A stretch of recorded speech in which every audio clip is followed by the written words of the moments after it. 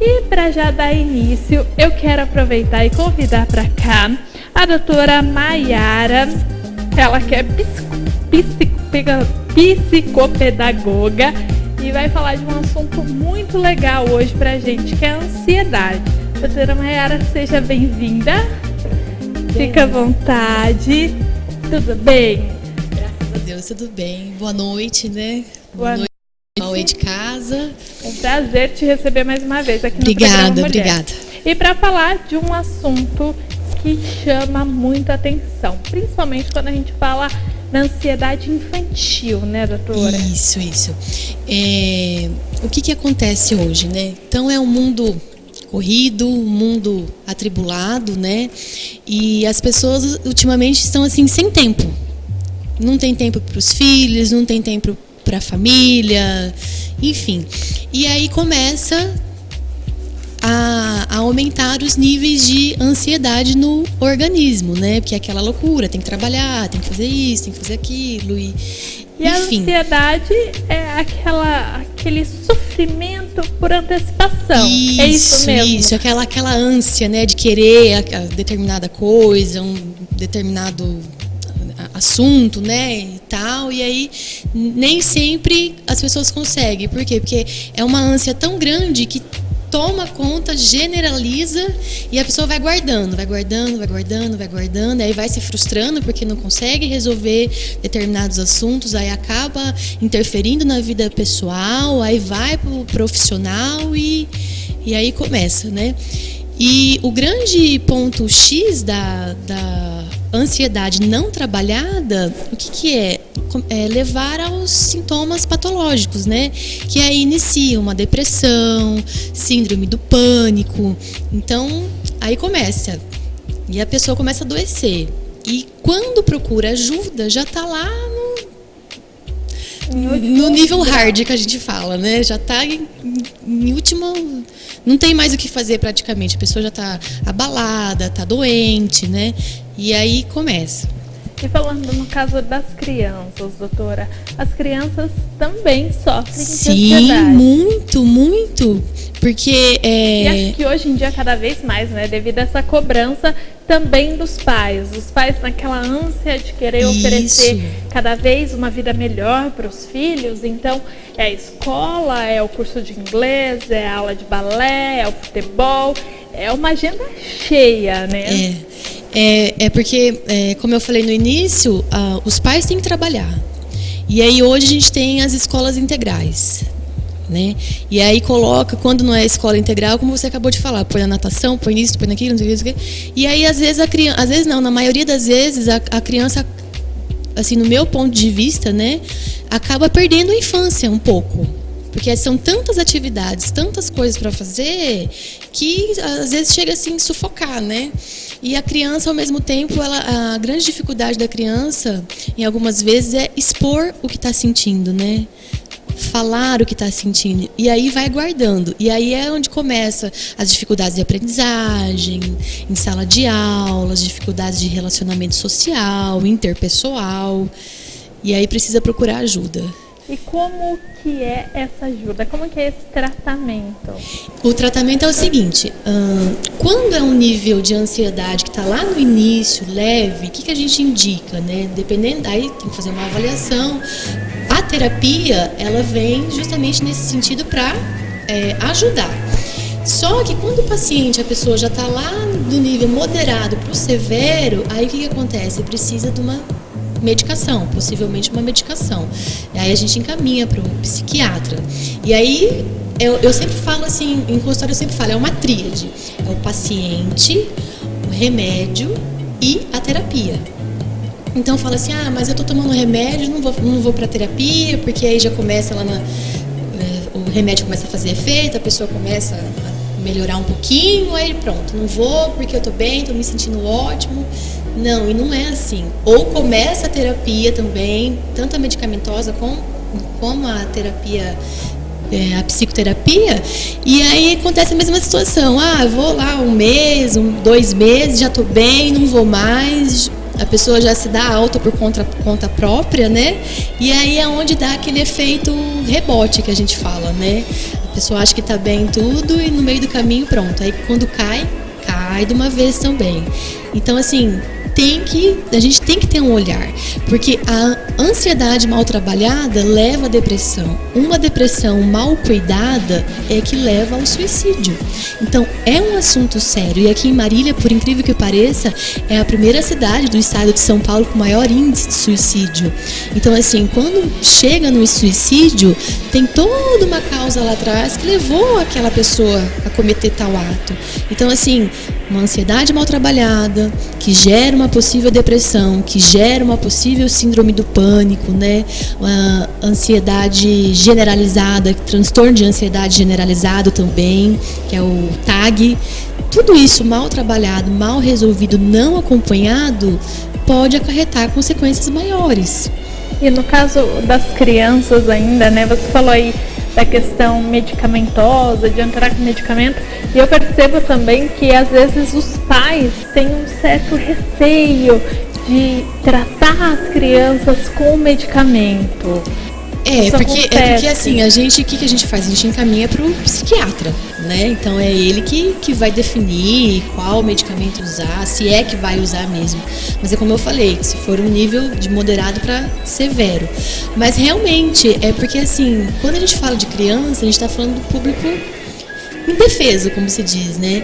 E as famílias, elas têm essa questão de talvez por não entender direito, né? Ser leigos no assunto, né? Ter esse medo. Ah, meu filho tem lá 4 anos, 5 anos, né? 9 anos, já vou medicar, já vai entrar com medicação. Mas, se for o caso, né? Dependendo do médico avaliar, se for o caso, então às vezes é preciso, né? Tudo para melhorar aquela situação. Nayara, quais são os sintomas de alerta, assim, que os pais devem ficar espertos e de repente perceber, tem alguma coisa errada com meu filho? Agitação. De repente, se aquela criança não era agitada e de uma hora para outra começou a ficar agitada. Irritabilidade também. A criança não era, começou em escola, começa a agredir os coleguinhas, começa a ser agressivo, responder para o professor. Né? O adulto, o que acontece? Eu sempre ouço, eu sinto uma angústia aqui, um nó no peito, as mãos soam, né? Aí dá aquele calafrio, o corpo todinho soa.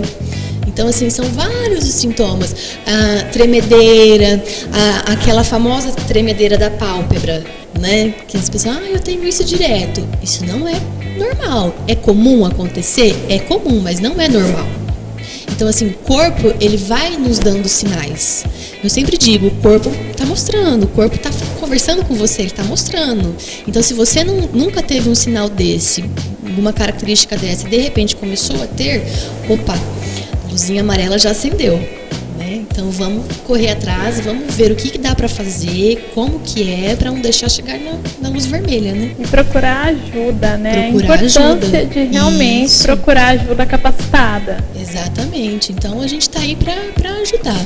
E quais os riscos que essa ansiedade oferece? Eu acho que o maior risco, como eu falei, é o suicídio. A pessoa, por um ato de insanidade ali, às vezes está está fora de si, né? Comete o suicídio. Então eu acho que o maior risco é esse. Muito embora também aí começa a cair o rendimento no trabalho, né? O adulto começa a não ter mais paciência com os filhos, com o marido, com a esposa, né? Com os familiares que o cercam ali, com os amigos. Então vai tendo uma interferência na relação interpessoal mesmo, né? Na relação social. Então uma coisa vai puxando a outra. E você colocou até um tópico aqui na nossa conversa, né, antes da entrevista, ansiedade versus gratidão. Isso. O que significa isso, Nayara? É que tem um ramo na psicologia que é a denominada psicologia positiva. Dentro dessa psicologia positiva foram feitos estudos, pesquisas, né, relacionando a ansiedade com a gratidão. O que é isso? Quando as pessoas começam a fazer o uso da gratidão na vida, o agradecimento, né, reconhecer as coisas, foi feito um estudo relacionando isso com os níveis de felicidade e otimismo na saúde mental da pessoa. Então, consequentemente, a hora que ela passa a agradecer, a hora que ela passa assim, a acreditar mais na vida, né, ser grata por maior que seja a dificuldade que esteja ali passando.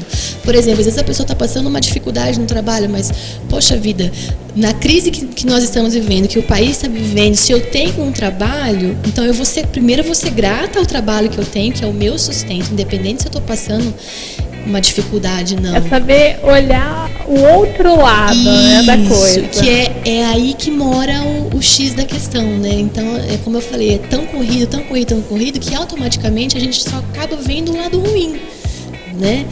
E esse estudo foi feito dentro da psicologia positiva, que a partir do momento que a gente começa a agradecer, que a gente começa a aceitar, que a gente começa a enfrentar os problemas e tentar, assim, passar eles, as coisas começam a melhorar. Então tem esse estudo que está comprovado em pesquisa que isso é real. Lógico que não é do dia para a noite, é todo um processo, por isso que existe a terapia para ajudar nesse sentido também. Para ajudar realmente nessa mudança de hábito, né? Nessa mudança da forma de pensar. Porque hoje, assim, alguns médicos chegam a falar que a ansiedade é tanta que está uma epidemia geral. Então, assim, quais são os números, estatisticamente falando? A cada 3 pessoas, uma tem ansiedade. Uma está diagnosticada com ansiedade. Isso diagnosticada, Diagnosticada, né? Tanto uma ansiedade leve quanto uma ansiedade generalizada, né? Sem contar as pessoas que acabam sofrendo aí com os sintomas, mas não procuram nenhuma ajuda. Exatamente. Né? Então, assim, realmente um número espantoso. Realmente é essa palavra, é uma epidemia, ou o mal do século, como a gente sempre ouve aí, né? No dia a dia, né? O mal do século, a síndrome da ansiedade também, como a gente fala, as pessoas falam, né? Então, assim, é real, é preocupante, né? E a gente precisa se cuidar. E que sirva de alerta, né? O pessoal que está lá em casa, de repente tem os filhos aí, está percebendo um comportamento diferente, o filho mais irritado, mais agitado, tendo realmente transformações ali, era de um jeito e está sendo de outro.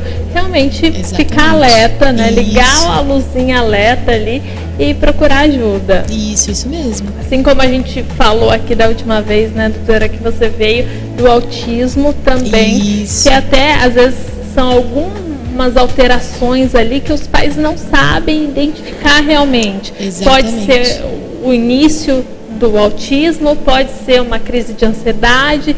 Então, a importância de procurar ajuda especializada. Isso mesmo. E, Maiara, vamos só deixar, né? O pessoal, de repente, tem mais dúvidas. Pessoal, onde te encontra? Eu estou aqui na rua Júlio Mesquita, 829. Eu vou deixar o meu telefone para contato, que é o 016 99774 0086. Então, quem tiver dúvida, quiser agendar um horário, né, pode estar me mandando um WhatsApp também, que às vezes as pessoas me ligam, eu não consigo atender no horário, porque eu estou atendendo também, né? Estou ali trabalhando, mas depois, assim que possível, eu retorno a ligação, eu retorno as mensagens para estar procurando aí, para a gente estar conversando mais a fundo sobre isso, atendo tanto crianças como adultos também. Então tá certo. Obrigada, Maiara, pela presença. Eu que agradeço.